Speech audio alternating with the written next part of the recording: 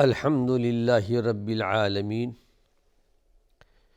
والعاقبۃ للمتقین والصلاة والسلام علی سید المرسلین۔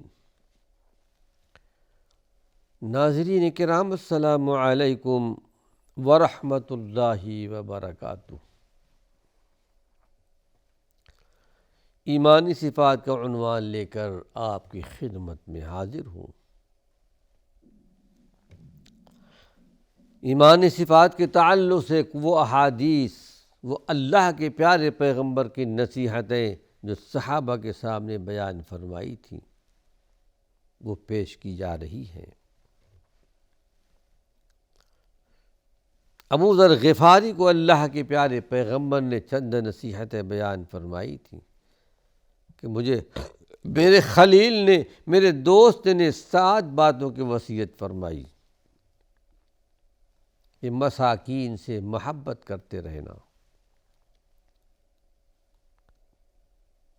اور کچھ باتیں اسی سلسلے میں بیان کر چکا ہوں۔ وَالدُّنُوِ مِنْهُ، اور ان سے قریب رہنا،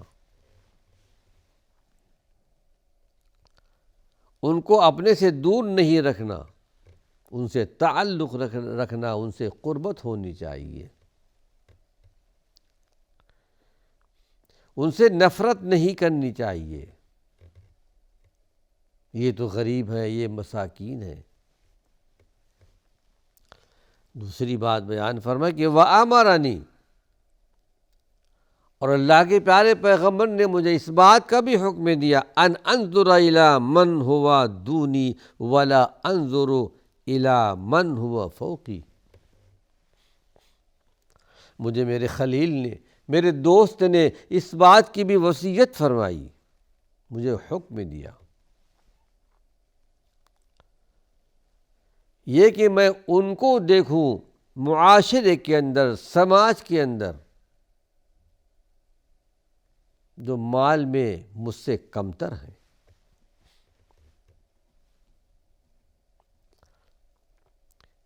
جن کے پاس دولت نہیں، جن کے پاس ثروت نہیں، جن کے پاس برابر گھر نہیں، جو مجھ سے کمتر ہیں ہر چیز میں، مال میں، دولت میں، ہر چیز میں،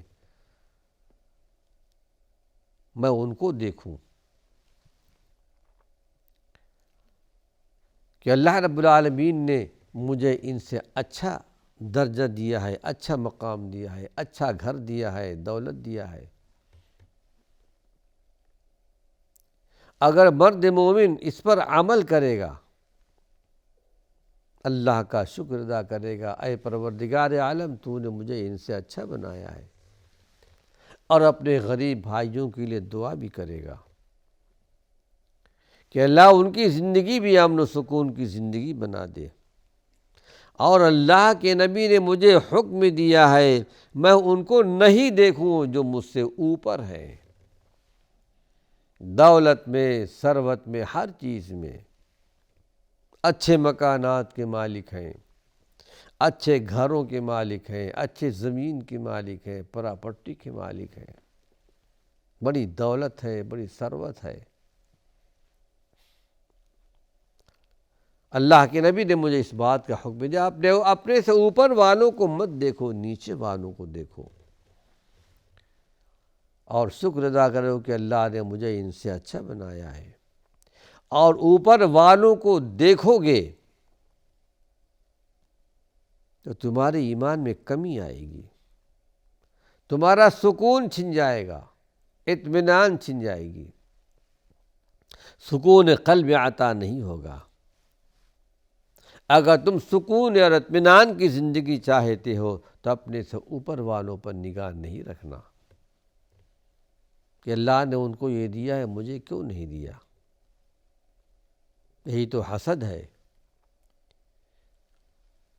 یہی تو وہ چیز ہے کہ اللہ کے فیصلے پر بندہ پھر راضی نہیں رہتا۔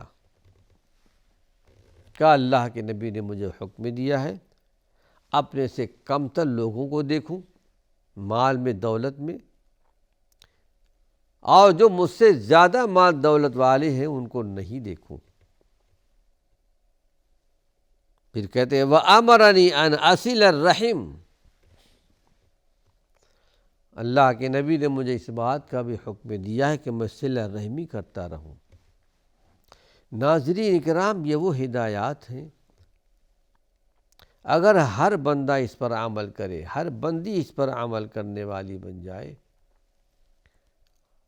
انسانی زندگی امن و سکون کی زندگی بن جائے گی، معاشرہ سنور جائے گا، سماج میں، سوسائٹی میں امن و امان کا دورہ ہوگا۔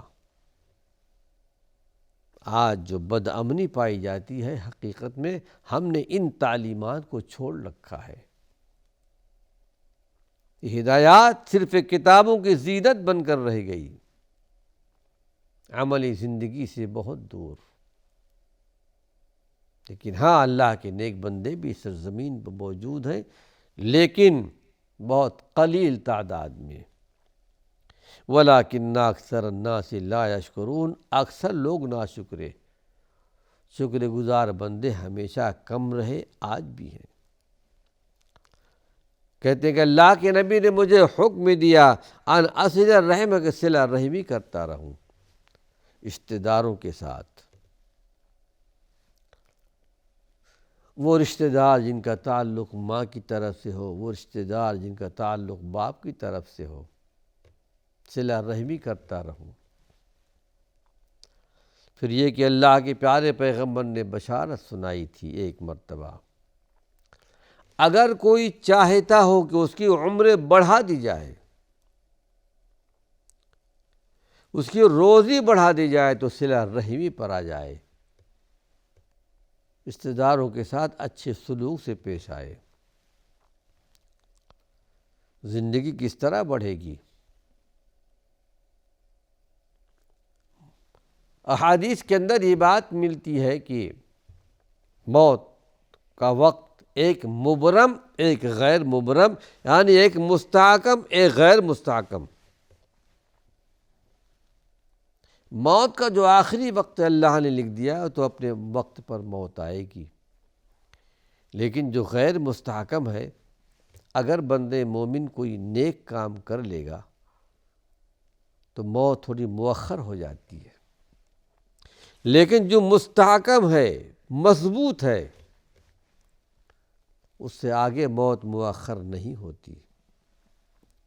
تو آپ نے ارشاد فرمایا اگر کوئی چاہتا ہو اس کی روزی بڑھا دی جائے، اس کی عمر بڑھا دی جائے، تو صلہ رحمی کرے۔ روزیاں بڑھتی ہیں، عمریں بھی بڑھائی جاتی ہیں، لیکن شرط یہ ہے کہ صلہ رحمی ہو، عزیزوں کے ساتھ، رشتہ داروں کے ساتھ۔ آج امت نے اس کو بھی بھلا دیا ہے، الا ماشاء اللہ۔ وَإِنْ أَدْبَرَتْ، پھر آپ نے یہ بھی کہا کہ اگرچہ وہ لوگ میرا حق نہ ادا کرتے ہوں۔ معاشرے میں بہت سارے ایسے لوگ ملیں گے جن کے اندر صلہ رحمی نہیں، بلکہ اکثر تو رشتہ ناتا ہی ختم رہتا ہے۔ فرمایا کہ اگر وہ لوگ تمہارے ساتھ صلہ رحمی نہیں کرتے، تمہارے رشتہ دار، تمہیں صلہ رحمی کرنا ہے، تمہیں ملنا ہے، تمہیں آگے بڑھنا ہے۔ وَإِنْ أَدْبَرَتْ، اگرچہ وہ پیچھے ہیں۔ کتنے اللہ کے بندے ملیں گے اس حدیث پر عمل کرنے والے؟ صلہ رحمی، قرآن حکیم میں کئی مقام پر صلہ رحمی کا حکم دیا گیا ہے، اور صلہ رحمی کے تعلق سے کل حشر کے میدان میں، قیامت کے میدان میں پوچھا بھی جائے گا۔ پھر اور ایک بات کا ذکر کرتے ہیں حضرت ابو ذر غفاری، وَأَمَرَنِي أَلَّا أَسْأَلَ أَحَدًا شَيْئًا، مجھے میرے خلیل نے، میرے دوست نے، اللہ کے پیارے پیغمبر نے اس بات کا حکم دیا میں کبھی کسی سے کچھ سوال نہ کروں۔ اللہ کے نبی نے مانگنے سے منع کر دیا ہے۔ کثرت سوال یہ اسلام میں اچھی چیز نہیں ہے۔ ہاں بغیر مانگے، بغیر طلب کے اگر کوئی دیتا ہے تو یقیناً لے لینا چاہیے، لیکن طلب کرنے سے اللہ کے پیارے پیغمبر نے منع فرمایا ہے۔ گو کہ حاجت پر، ضرورت پر آدمی مانگ سکتا ہے، اولا افضل یہ ہے کہ آدمی نہ مانگے۔ ایک مرتبہ اللہ کے نبی صلی اللہ علیہ وسلم نے حضرت عمر ابن خطاب کو کچھ دینا چاہا، ہدیہ، تحفہ۔ عمر ابن خطاب نے کہا، اے اللہ کے نبی کسی اور کو دے دیجئے جو مجھ سے زیادہ حاجت مند ہو۔ آپ نے ارشاد فرمایا کہ اے عمر ابن خطاب اس کو لے لو جو تم کو دیا جا رہا ہے، بغیر لالچ کے، بغیر طلب کے تم کو دیا جا رہا ہے، اللہ اس میں برکت دے گا۔ لیکن اگر لالچ کے ساتھ مانگا گیا ہے، لالچ کے ساتھ طلب کیا گیا ہے تو اللہ اس میں برکت نہیں دیتا۔ پھر یہ کہ اللہ کے پیارے پیغمبر نے ارشاد فرمایا، الید العلیٰ خیر من الید السفلیٰ، اوپر کا ہاتھ بہتر ہے نیچے والے ہاتھ سے، اوپر کا ہاتھ بہتر ہے، یعنی دینے والا۔ تو پروردگار عالم ہر ایک کو دینے والا بنائے، لینے والا نہ بنائے، اس کی بڑی فضیلت ہے۔ وہ ہدایات ہیں جو اللہ کے پیارے پیغمبر نے ابو ذر غفاری کو سکھایا اور حکم دیا، اور ساری امت کو اس بات کا حکم دیا گیا ہے کہ اللہ کے نبی نے مجھے حکم دیا ہے کہ میں کسی سے کچھ سوال نہ کروں، نہ مانگوں۔ ہاں قرآن حکیم میں اللہ نے ان کی تعریف بھی بیان فرمائی، جو حاجت مند ہوتے ہیں، ضرورت مند ہوتے ہیں، لیکن کسی کے سامنے ہاتھ نہیں پھیلاتے۔ تعفف کا لفظ استعمال کیا گیا ہے، مانگنے سے اپنے آپ کو بچاتے ہیں۔ تو قرآن نے حکم دیا کہ ایسے لوگوں کو جن کے اندر تعفف ہو، اپنے آپ کو مانگنے سے بچاتے ہوں، لیکن ان کے چہروں کو دیکھ کر، حالات کو دیکھ کر، وضع قطع کو دیکھ کر پہچان لوگے کہ یہ آدمی ضرورت مند ہے۔ لا یسألون الناس الحافا، چمٹ کر نہیں مانگتے، بضد ہو کر کے نہیں مانگتے، بڑی خودداری کے ساتھ اپنی زندگی گزارتے ہیں۔ جب تم ایسا دیکھو تو ان کی مدد کرنا ہے، تم ان کو دینا ہے، ان کو دینے کا حکم دیا گیا ہے۔ فرمایا کہ مجھے میرے حبیب نے، میرے خلیل نے، میرے دوست نے مجھے اس بات کا حکم دیا ہے میں کسی سے کچھ سوال نہ کروں۔ پھر اور ایک بات بیان فرماتے ہیں، ان اقول بالحق وان کان مرا، مجھے میرے حبیب نے، میرے دوست نے، اللہ کے نبی نے اس بات کا حکم دیا ہے کہ میں ہمیشہ حق بات کہوں، میرے زبان سے حق نکلے، میری زبان سے سچ نکلے، کوئی غلط بات میری زبان سے نہیں نکلے، میں حق بات کہوں، ولو کان مرن، اگرچہ کڑوی ہی کیوں نہ ہو، کیسا بھی آدمی سامنے ہو، حق بات کہہ دو، لیکن کس طرح؟ بڑے حکمت کے ساتھ، اخلاق کریمانہ کے ساتھ، جیسا کہ اللہ نے حکم دیا، ادع الی سبیل ربک بالحکمہ، کسی کو اللہ کی طرف بلاؤ تو حکمت کے ساتھ بلاؤ، والموعظۃ الحسنہ، اچھی نصیحت کے ساتھ، جہالت کے ساتھ نہ ہو، اچھائی کے ساتھ بلاؤ، اخلاق کے ساتھ بلاؤ، اگرچہ وہ بات کڑوی کیوں نہ ہو لیکن بات صحیح کہہ دو۔ اخلاق کے دائرے میں، مانے یا نہ مانے اس کا اپنا کام ہے، لیکن اپنا فریضہ ادا کر دو۔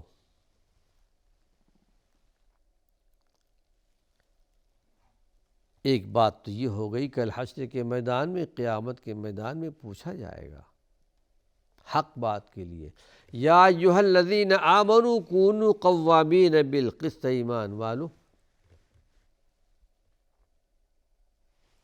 اپنی زبان سے حق اور سچ بات کو بولنے والے بن جاؤ، قائم کرنے والے بن جاؤ،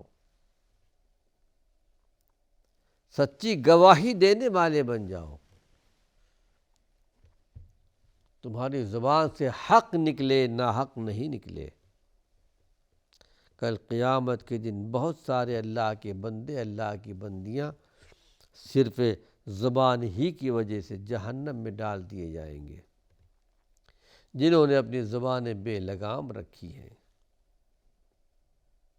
یہ زبان اللہ کی بڑی نعمت، جیسا کہ اس سے پہلے میں نے بیان کیا تھا، اللہ کی عظیم نعمت، الم نجعل لہ عینین ولسانا وشفتین، کیا ہم نے تم کو دو آنکھ نہیں دیے، ایک زبان دی، دو ہونٹ دیے ہیں بات کرنے کے لیے، ما فی الضمیر ظاہر کرنے کے لیے، کھانا کھانے کے لیے، لذت حاصل کرنے کے لیے۔ کہتے ہیں کہ اللہ کے نبی نے مجھے حکم دیا میں حق بات کہوں، میری زبان سے حق نکلے۔ کوئی اگر غلط کر رہا ہے اور دیکھتے ہو کہ آدمی غلط جا رہا ہے، بڑے حکمت کے ساتھ حق بات بول دو، اگرچہ اس کو برا لگے، اگرچہ اس کو یہ بات کڑوی لگے۔ پھر کہتے ہیں ایک بات اور اللہ کے پیارے پیغمبر نے بیان فرمایا، وَأَمَرَنِي أَلَّا أَخَافَ فِي اللَّهِ لَوْمَةَ لَائِمٍ۔ ناظرین کرام، وقت ختم ہو چکا ہے۔ اس حدیث کا تتمہ اللہ نے چاہا تو اپنے اگلے درس میں پیش کروں گا۔ وآخر دعوانا ان الحمد للہ رب العالمین۔